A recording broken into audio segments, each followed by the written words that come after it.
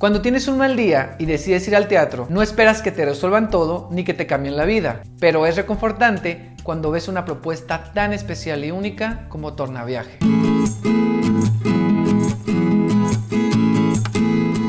Hoy voy a hablar de Tornaviaje, que se presenta los martes en el Teatro La Capilla. ¿Y de qué va? Es la historia de Diana, una actriz hija de un pintor español que decide cruzar el Atlántico, ir a Madrid para conocer a la familia de su padre. A través de esta historia, que tiene contenido autobiográfico, que tiene material real, Diana Sedano escribe, actúa y dirige esta propuesta. Hay que mencionar que para este proyecto, Diana Sedano contó con la asesoría artística de Ricardo Rodríguez, Cecilia Ramírez Romo, Sergio Vigueras y Michelle Betancourt, quienes ayudaron a darle forma a esta propuesta. ¿Y qué me gustó? Me gustaron muchas cosas, pero no me quise quedar ahí. Porque a mí lo que me pasó cuando se acabó Tornaviaje fue que me dejó con muchas preguntas, me dejó con ganas de más y tiene un final que te quedas así de ¿what? ¿Ya se acabó? Y los últimos 10 minutos pasa algo en escena que no voy a spoilear, pero que se me hace algo muy especial y muy único que yo no había visto en teatro de esa manera. Por todas estas razones yo decidí que tenía que entrevistarla. Y este episodio realmente no es una reseña, es una entrevista con Diana Sedano.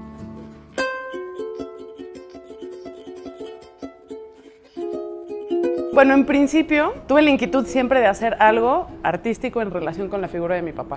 Nunca supe bien que esto empezó hace muchos años. Y un día que hice este viaje a Madrid, había toda una parte de mi origen que yo desconocía y que me parecía importante enfrentar o conocer o descubrir. Y cuando iba a hacer este viaje yo me llevé mi cámara y dije, voy a hacer un documental. Y cuando llegué ahí, pues me di cuenta que tenía que renunciar a eso para tener la experiencia. Como que no se podían tener las dos cosas al mismo tiempo, ¿no? Y empecé a hacer un diario. Me dije, solo voy a recopilar las cosas, un diario personal. 6-10 meses después de ese viaje fue cuando empecé a mirarlo ya como una posibilidad artística.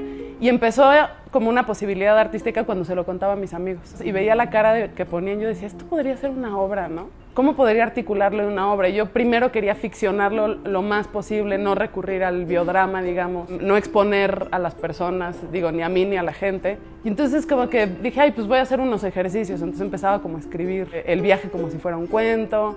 Eran ejercicios en realidad. Y de pronto apareció la famosa beca del Fonca y dije, bueno, voy a aplicar. ¿Qué quiero hacer? Porque es un proyecto actoral en principio, ¿no? Entonces decía, a ver, ¿qué quiero hacer actoralmente? Dije, bueno, yo quiero llevar la caracterización a las últimas consecuencias. Esto que te dicen de actuar es ponerse en los zapatos del otro, es pensar como otro. Y yo dije, ¿y si me pongo a pensar como ese otro, que resulta ser el gran misterio, que resulta ser mi padre, a dónde me va a llevar? Y ese fue en principio, digamos, la primera piedra.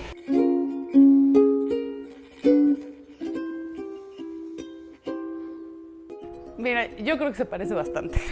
Y ahí en ese sentido, cuando le llamé a la gente que me ha ayudado a dirigirla y que me ha orientado para escribirla, que son Ricardo Rodríguez, Ceci Ramírez Romo, Michelle Betancourt. En principio queríamos hacer la ficción de este señor, solo presentarlo a él y yo no aparecer nunca. Y yo me estaba dando cuenta que yo me estaba queriendo escudar en el personaje, ¿no? Como que yo no quería salir. Y fue entonces cuando Checho llegó y un día nos preguntó, nos dijo, oye, pero tu viaje, ¿cuándo lo vas a contar? O sea, ¿cuándo te vas a poner tú ahí enfrente? Nos fuimos dando cuenta un poco como el Ismael de Moby Dick. Ismael se presenta y parece que va a ser el protagonista de la historia. Un poco lo que quisimos hacer aquí es algo parecido. Yo me presento y expongo quién soy y expongo no solo quién soy, porque una persona depende de la circunstancia en la que esté.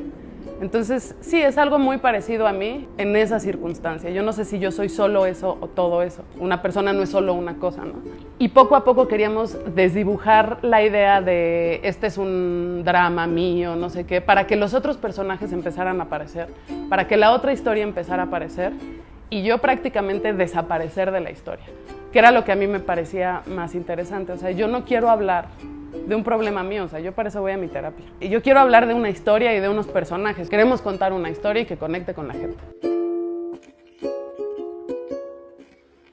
De hecho, creo que he escuchado un par de preguntas en torno a eso, o sea, ¿qué es lo que se responde? Y yo digo, pues que no se responde nada. O sea, y además es una postura artística personal, o sea, yo no creo que el arte tenga que responder a nada, o sea, yo creo que para lo que ha sido importante el arte como espectadora también es porque me plantea preguntas, porque me hace empatizar con el dolor o con la alegría me hace entender el mundo de otra manera. Como espectadora y luego como creadora también, ¿no? Fue un dilema cuando estábamos creando la obra todos de cómo íbamos a terminar, de si dejábamos ese momento solo para el final, los últimos 10 minutos. Y la respuesta era sí, o sea, como que yo siento que es como un golpe al espectador ese momento. Porque se va anunciando cómo hago que esta fantasía se cumpla en su máxima expresión.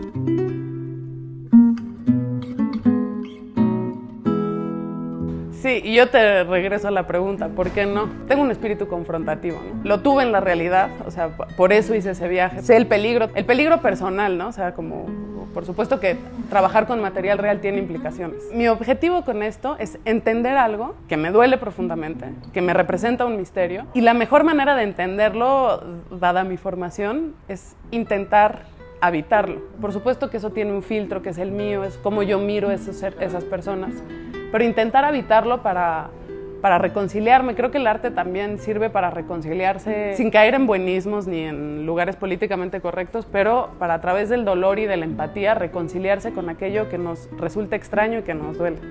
Siento que todos hemos representado a nuestros padres en algún momento, ya sea deliberadamente, o sea, resulta que mi padre es un extranjero, que es divertido representar porque habla diferente, que además es artista, que además es medio misántropo, que lo admiro muchísimo, o sea, tiene muchas capas y resulta divertido de actuar, ¿no? Siento que todas las personas en mayor o menor medida hasta tienen miedo en convertirse en sus padres, ¿no? Así de, puta, ya me vi esto de mi mamá. Así de, ay, esto es de mi mamá, ¿qué hago con esto? Y estamos vinculándonos con esa representación que fueron ellos para nosotros. Entonces es algo que naturalmente se hace. Y solo me preguntaba cómo sería llevarlo a las últimas consecuencias en un teatro. Me acuerdo la primera función que dimos, que sí sentí así el... Mi mejor amiga me dijo, es que yo no sabía si la estabas cagando o si era un gesto increíble. O sea, como en una línea hasta medio peligrosa, que eso me emocionaba. O sea, decía... O sea, mi amiga me decía, puta, o sea, no, que no lo haga, por favor, que no lo haga. Y luego lo haces y te volteas y es así de, güey, espérense tantito.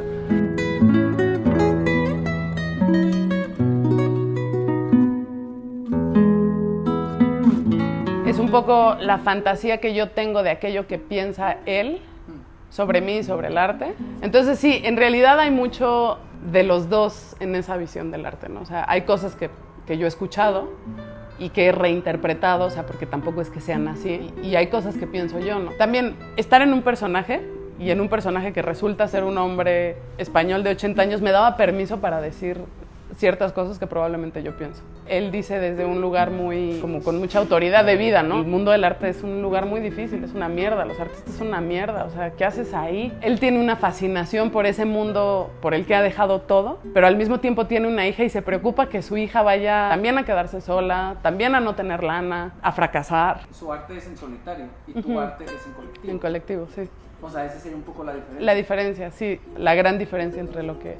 Ahora que siempre necesitas a alguien. El arte es tener vínculos también. Uno crea sus cosas y yo siento que tienes que como que aislarte un poco para ver qué es lo que de verdad uno quiere decir y cómo decirlo. Pero hay un momento en donde eso se comparte.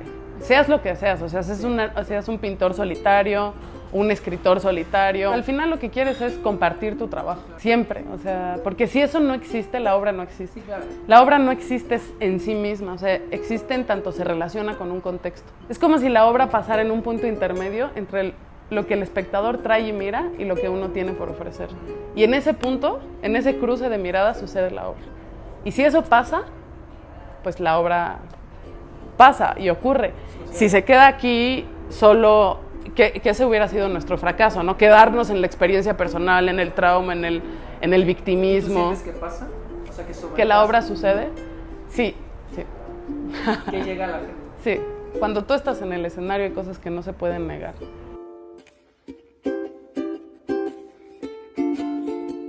Yo creo que hay algo que dicen la sinopsis que nos tardamos mucho en saber qué íbamos a poner en la sinopsis, ¿no? Que dice... Todos somos hijos de alguien. Es una idea simple y sencilla, pero es cierto, o sea, todo mundo tiene una relación con aquello, o sea, más allá de sus papás, es el lugar de donde viene. O sea, tú te estás relacionando todo el tiempo con lo que quieres ser, pero también con lo que traes, ¿no? Entonces, o sea, de verdad que sí es una obra para todo tipo de público, porque todos tenemos esa relación, todos estamos tratando de descifrar ese enigma. Y se trata también de descifrar ese misterio del pasado para entenderse a sí mismo y avanzar. Yo siento que la obra es un poco eso, o sea... ¿Y a ti te ayuda a avanzar?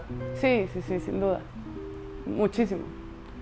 ¿Tu papá vive aquí? Mi papá vive aquí, sí. No la has. No la ha visto, pero sabe que existe. Yo se la fui a leer una vez. ¿Qué te dijo? Pues no es sencillo, ¿no? O sea, no es sencillo saber, porque y yo siento que partir de la imitación, que siento que es un término medio despreciado por los teatreros, que yo adoro ese término, o sea, imitar me parece increíble, o sea, fijarte en cómo alguien cruza los brazos, alguien como mira, alguien...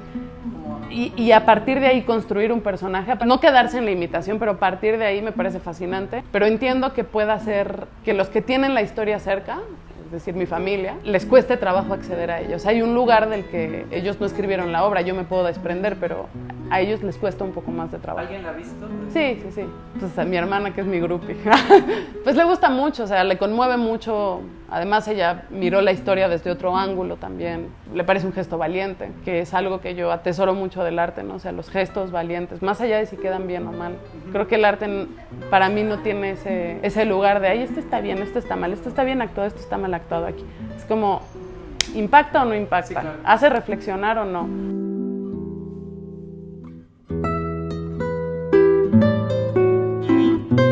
Yo tengo la sensación de que Tornaviaje es un proyecto muy vital ahora, del cual estoy muy sorprendida y muy agradecida, pero no es una obra que yo quisiera montar durante 5 años. No sé si voy a tener más cosas que decir. Esto que hacemos nosotros, el teatro, tiene una vigencia. O sea, no significa que la pregunta esté resuelta, ni que no se pueda uno replantear esa misma pregunta de otra manera. Es una intuición, a lo mejor me equivoco y tú me ves en 10 años haciendo la obra así de Diana, ¿qué onda? Sí, exacto, cada vez más parecida a él. No, pero... Entonces voy a tener que hacer la obra a la inversa, ¿no? Ahora voy a tener que empezar él y luego voy a actuar de yo y hacerme así todo un disfraz. Fue una charla muy amena, fue una plática que disfruté mucho, me faltaron muchas preguntas por hacer, es una obra que puede conectar con todo el público y es una obra que tú puedes decir, va a ser un dramón, y no lo es porque creo que tiene buenos momentos de comedia, hay momentos donde te estás riendo realmente en la obra, y ella demuestra también su calidad como actriz porque interpreta varios personajes dentro de la historia. Tornaviaje se presenta los martes a las 8 de la noche en el Teatro La Capilla. Los boletos los puedes comprar por internet o en la taquilla. La obra tiene una duración aproximada de 50 minutos, 1 hora. Si te gustó este video, dale like, si no, ahórrate el dislike y transfórmalo en quejas, comentarios, sugerencias, aportaciones, correcciones o felicitaciones. Lo puedes hacer abajo aquí en los comentarios o en las redes sociales. Estoy como @edresenateatro en Facebook, Twitter e Instagram. No olvides compartir este video, suscribirte a este canal y recuerda, en el teatro el celular no es un espectador. Por favor, apágalo.